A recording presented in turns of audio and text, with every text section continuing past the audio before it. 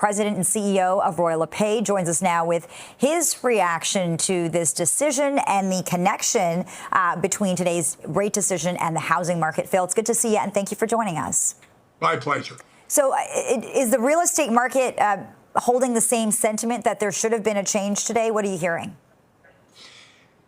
Well, it's not rates. By our research, it's not rates that are holding people back. The fundamentals in the real estate industry are actually quite strong. Employment's hanging in there, even a little better last month.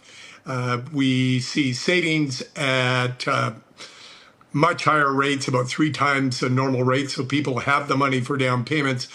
It is the uncertainty around trade. So what we really need is a trade deal to stimulate at least the housing sector.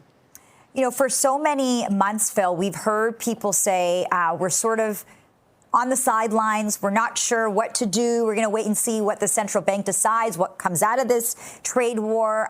What is this going to mean for buyers and sellers who were waiting for more certainty? And clearly, as you said, that certainty not coming yet.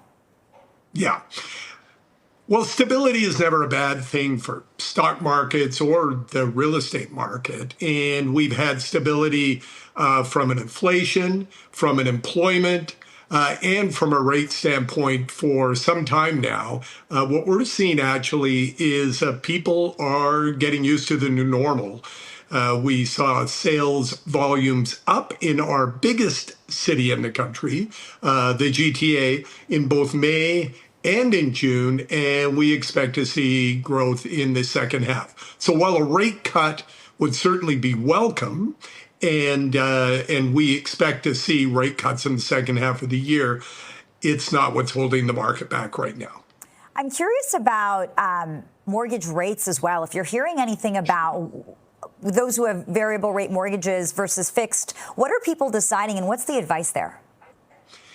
The fixed rate mortgage, the 5-year fixed, has been the perennial favorite in Canada. People love that device, but they shouldn't expect the kind of movement on that rate that we expect to see in variable rates. The reason why is simple. Variable rates are tied to our own monetary policy in Canada, what the Bank of Canada does, whereas fixed rates are tied to bond markets. And unfortunately, there we're a victim to the massive fiscal deficit that the American government has seen fit to put in place.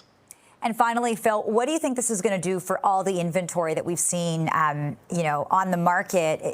Are things going to begin to move now? I know you mentioned that there has been some movement. Yeah. One of the good things, silver linings to this particular slowdown, is we often see when a market is in decline, when say the pandemic vaccine comes out or some other trigger that gets the market going again, is we see a whipsaw and prices rising really uncomfortably. But in this particular case, we have the inventory to satisfy the demand when it comes. So I'm not anticipating sharp movement up or down for home prices for the rest of 2025. We should be in a period of stability. Okay, Phil Soper joining us live with his thoughts on today's central bank decision. Good to have you on. Thanks so much. My pleasure.